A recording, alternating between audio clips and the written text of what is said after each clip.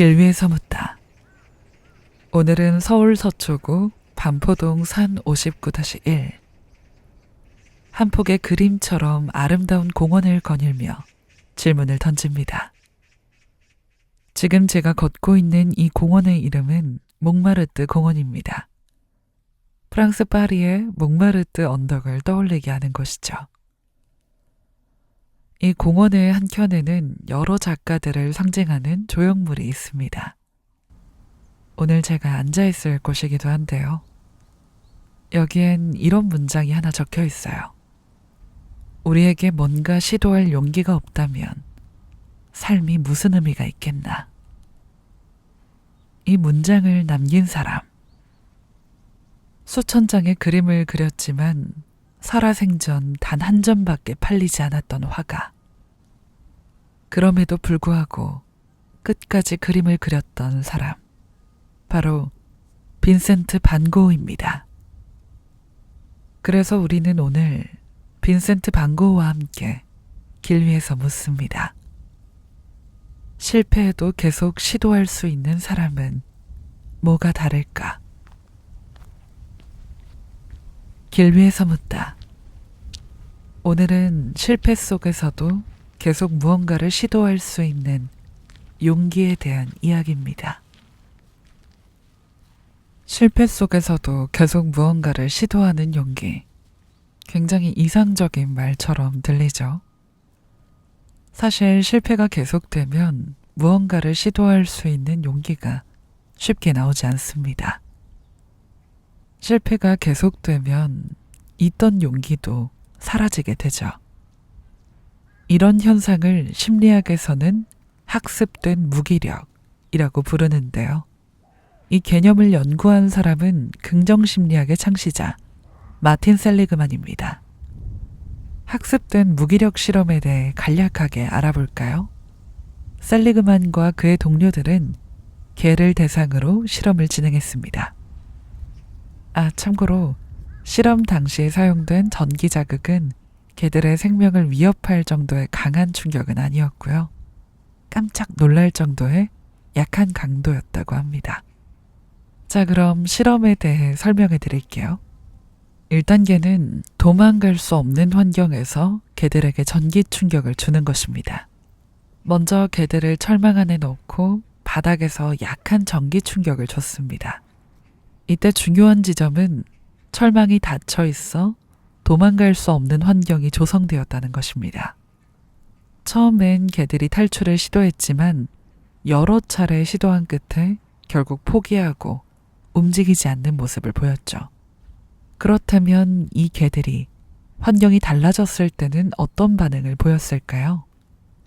2단계는 도망갈 수 있는 환경에서 전기 충격을 주는 것입니다.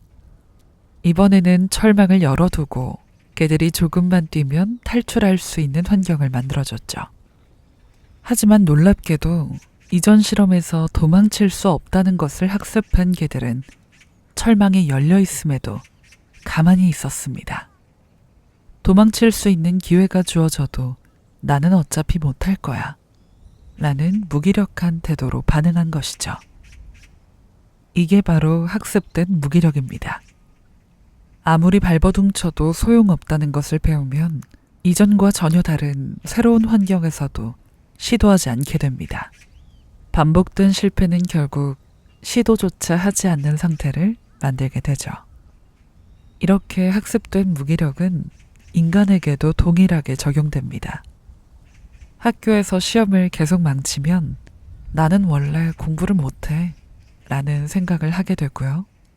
취준생이 계속 불합격이라는 글자를 마주하게 되면 나는 취업 못해 라는 생각을 하게 되죠. 인간관계에서 불편한 경험이 계속 쌓이면요. 사람들은 날 좋아하지 않아. 난 매력이 없으니까. 이렇게 생각하게 됩니다. 결국 이렇게 학습된 무기력은 나는 안 된다 라는 믿음을 만들고요. 그 믿음은 새로운 시도를 가로막아 버립니다.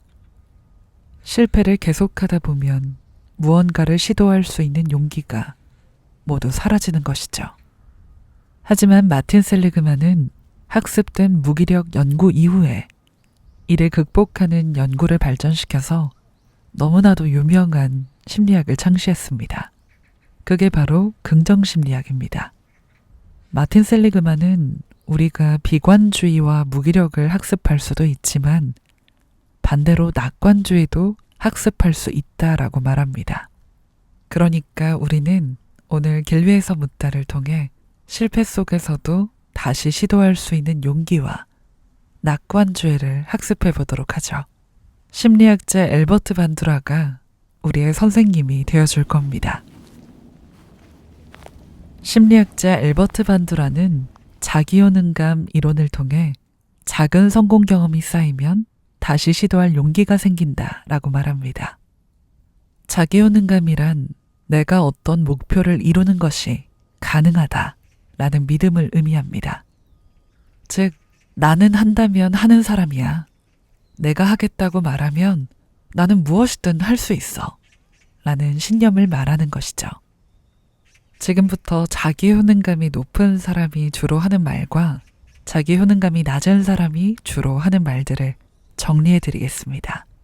우리가 일상생활에서 하는 말들로 표현해 볼 테니까요. 여러분께서 평소에 어떤 말을 주로 하시는지, 나는 자기 효능감이 높은 사람인지 낮은 사람인지를 한번 체크해 보세요. 자기 효능감이 높은 사람들은 주로 이런 말을 합니다.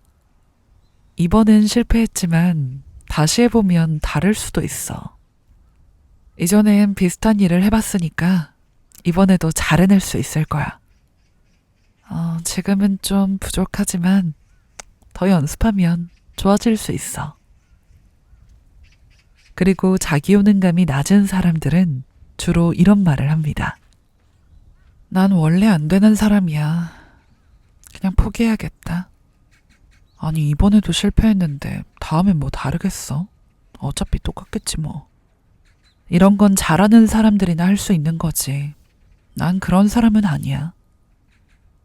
자, 내가 어떤 사람인지 체크해 보셨나요?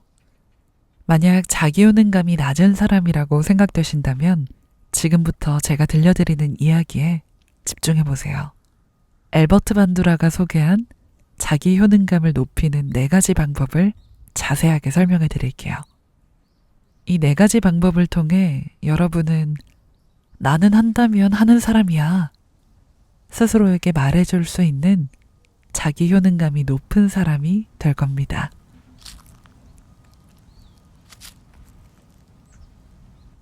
앨버트 반두라는 자기 효능감을 키우는 방법으로 4가지를 제시했다라고 했죠. 먼저 첫 번째는 직접적인 성공 경험을 해보는 것입니다. 내가 직접 성공을 경험해보는 것이죠. 이 방법은 가장 강력한 방법이기도 한데요. 직접적으로 성공을 경험하기 위해서는 성공의 단위를 축소시키는 것이 중요합니다. 작은 성공을 직접 경험하는 것이 중요하죠. 예를 들어 볼까요?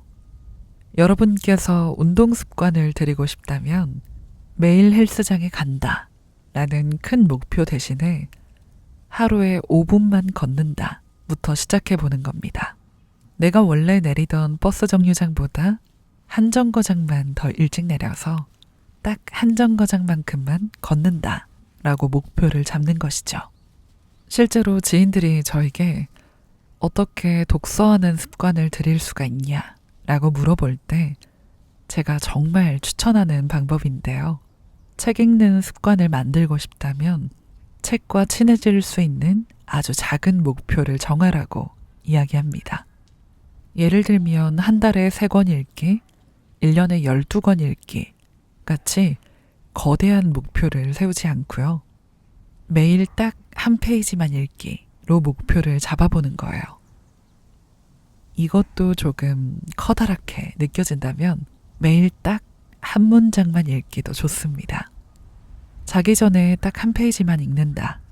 딱 한 문장만 읽는다. 라고 생각하는 거죠.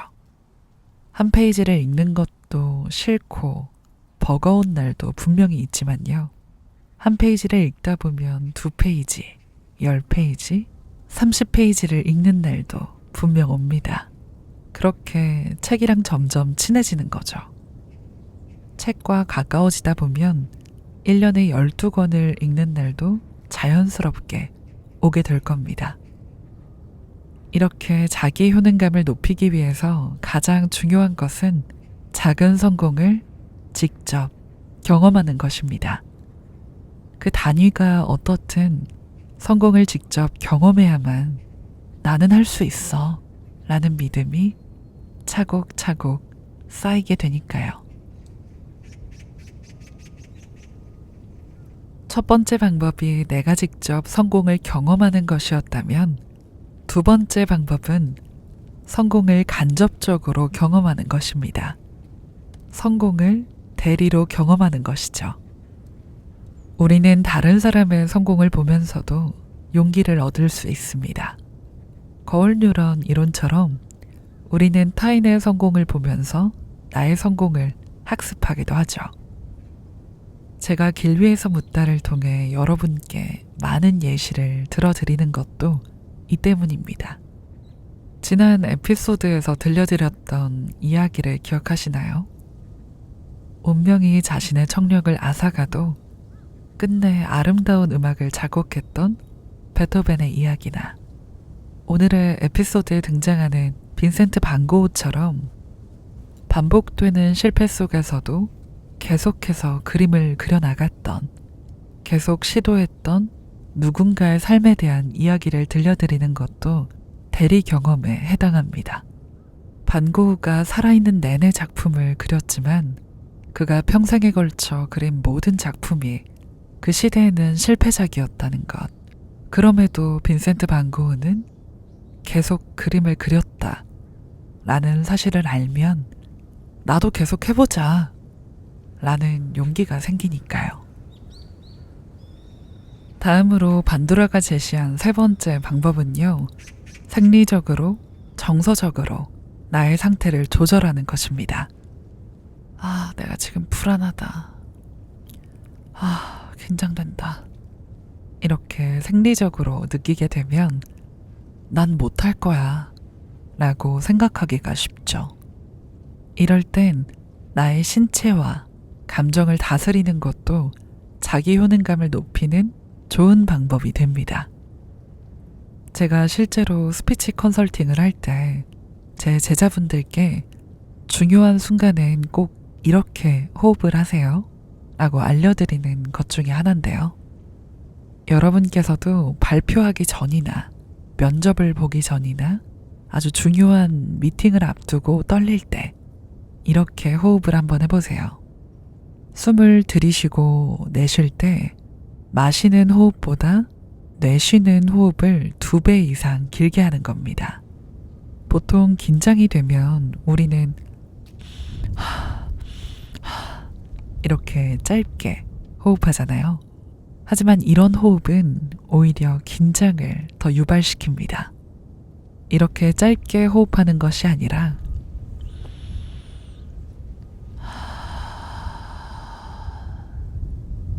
이렇게 길게 내뱉는 것이죠. 만약 들이마시는 걸 3초 정도 했다면 6초에 걸쳐 아주 천천히 내쉬는 겁니다. 그리고 이렇게 천천히 호흡을 내뱉으면서 이런 생각을 해보세요. 괜찮아. 해보자.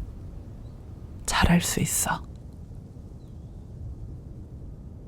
자, 이제 마지막 방법을 알아볼까요? 마지막 방법은 사회적 설득입니다. 사회적 설득은 우리 주변의 사람들의 말 한마디가 큰 영향을 준다라는 것인데요. 넌 할 수 있어 라는 말을 듣는 것만으로도 자기 효능감이 높아질 수 있다는 겁니다. 만약 누군가 여러분에게 넌 할 수 있어 라고 말해주지 않는다면 언제든 길 위에서 묻다러 오세요. 제가 여러분께 매주 말씀드리겠습니다. 여러분은 할 수 있습니다. 무슨 일이든 분명히 해낼 거예요. 여러분은 오늘보다 더 근사한 내일을 만들어 갈 겁니다. 그리고 길 위에서 묻다를 들으시면서 내 자신에게도 꼭 얘기해 보세요. 사실 내가 내 자신을 격려하고 응원한다라는 게 좀 낯설고 어색하고 오그라들기도 하지만 아무도 없는 곳에서 조용한 밤에 잠들기 전에 나를 한번 다독여 주는 거예요. 나는 분명히 해낼 거야. 내가 지금 할 수 있는 일들에 집중하다 보면 더 많은 것들을 잘하게 될 거야. 이렇게요. 사실 이건 빈센트 반 고흐가 스스로에게 해주었던 말이기도 합니다. 고흐는 스스로에게 이렇게 말했죠. 나는 항상 내가 할 수 있는 일들을 하고 있어. 그러면 점점 더 해낼 수 있는 일들이 많아지겠지. 빈센트 반 고흐가 그림을 그리기 시작한 나이는 27살입니다. 늦은 나이에 그림을 시작했고요. 그림을 시작한 이후 10년 동안 900점이 넘는 유화와 1100점 이상의 스케치를 남겼습니다. 정말 많은 작품을 그려냈지만 실제로 팔린 건 단 한 점뿐이었습니다. 그래도 그림을 팔지 못했어도 사람들의 인정을 받지 못했어도 고흐는 끝까지 그렸습니다. 실제로 반 고흐가 살아있던 시대, 그 시대의 사람들은 그의 작품을 보고 이상하다, 난해하고 조잡하다 라고 말했습니다. 빈센트 반 고흐의 작품은 당시 유행하던 예술 스타일과는 너무 달랐죠. 유려한 붓터치나 매끈한 마감이 아니라 아주 거칠고 두꺼운 질감과 아주 강렬한 색채가 돋보였으니까요. 고흐의 작품들은 실제로 당시 전문가들에게 이 그림은 완성된 그림이 아니라며 전시에서 퇴짜를 맞기도 했고요. 미술 평론가들은 고흐의 작품을 보고 천박한 붓질이라면서 조롱했습니다. 그의 작품을 사주는 사람은 단 한 명, 동생인 테오 반 고흐 뿐이었죠. 빈센트 반 고흐는 자신이 성공할 거라고 확신하지 못했습니다. 하지만 그럼에도 불구하고 계속 붓을 들었고요. 계속 그림을 그렸습니다. 마치 운명이 자신의 청력을 앗아갔을 때에도 계속해서 음악을 작곡했던 베토벤처럼요.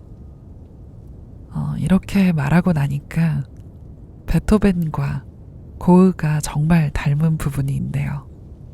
베토벤과 고흐 둘 다 실패와 역경 속에서도 계속해서 시도를 했다라는 것입니다. 그 결과 베토벤은 청력이 완전히 소실된 이후에 운명, 전원, 합창과 같은 명곡을 만들어냈고요. 반 고흐는 가장 불안하고 외롭고 힘들었던 순간에 해바라기, 별이 빛나는 밤, 자화상과 같은 명작을 탄생시켰습니다. 특히 별이 빛나는 밤은 빈센트 반 고흐가 생애 마지막을 보낸 생레미 정신병원에서 그린 작품이었는데요. 그림을 그릴 용기조차 잃어버릴 법한 그 순간에도 그는 그래도 나는 그린다 라고 말했습니다. 진정한 화가는 스스로를 증명할 기회가 올 때까지 계속해서 그림을 그리는 사람이다 라고 말했죠. 어쩌면 빈센트 반 고흐가 우리에게 던지는 질문이 오늘의 주제일지도 모른다라는 생각을 합니다. 빈센트 반 고흐가 우리에게 묻습니다. 우리에게 뭔가 시도할 용기가 없다면 삶이 무슨 의미가 있겠나? 길 위에서 묻다. 오늘은 실패해도 계속 시도할 수 있는 사람은 뭐가 다를까? 이 질문을 통해 반 고흐의 삶과 자기 효능감, 그리고 실패 속에서도 계속 시도하는 용기에 대해 이야기했습니다. 오늘 길 위에서 묻다의 엔딩은 빈센트 반 고흐가 세상을 떠나기 전 마지막으로 동생 태호에게 보낸 편지의 한 구절을 들려드리면서 끝을 맺습니다. 내가 한 일은 제대로 이루어지지 못했을지도 몰라. 하지만 언젠가 사람들이 알아줄 날이 올 거야. 이 편지를 쓸 당시에 반고은은 아주 심각한 정신적 고통을 느끼고 있었습니다. 그리고 그런 고통 속에서도 붓을 놓진 않았죠. 고은은 끝까지 나의 노력은 헛되지 않았을 것이라고 믿었습니다. 그리고 결국 그의 그림은 세상을 바꿨습니다. 과연 빈센트 반 고흐는 실패했을까요? 그가 세상을 떠난 이후에 고흐의 그림이 전 세계에서 가장 사랑받는 작품이 되었다라는 사실을 그가 지켜보고 있다면 그는 뭐라고 말했을까요? 지금 길 위에서 묻다를 듣고 계시는 여러분은 어떤 시도를 하고 계세요? 요즘 여러분은 어떤 시도를 하고 계시는지, 혹시 실패가 두려워서 혹은 결과가 보이지 않아서 멈춰서 계시지는 않는지 궁금합니다. 어쩌면 세상과 인생의 기본값은 실패인지도 모르겠다라는 생각을 했습니다. 그래서 우리는 실패하면서도 계속 나아가야만 하는 것이 아닐까 생각해요. 실패하면서도 우리는 계속 나아가야만 합니다. 빈센트 반 고흐의 말처럼 시도할 용기가 없다면 어쩌면 삶은 의미가 없을지도 모르니까요. 비관주의자는 벽을 만들고 낙관주의자는 길을 만든다라는 말이 있죠. 우리는 계속 걸어가야 합니다. 그리고 작은 성공들로 다져가는 우리의 걸음들은 벽이 아니라 길을 만들어낼 겁니다. 여러분의 삶이라는 작품에 붓질이 멈추지 않기를 바라는 저는 키운이었습니다. 오늘 길 위에서 묻다가 여러분께 계속해서 시도할 용기가 될 수 있다면 정말 더할 나위 없이 기쁘겠습니다. 그럼 저는 또 다른 길 위에서 또 다른 질문으로 찾아뵐게요. 고맙습니다.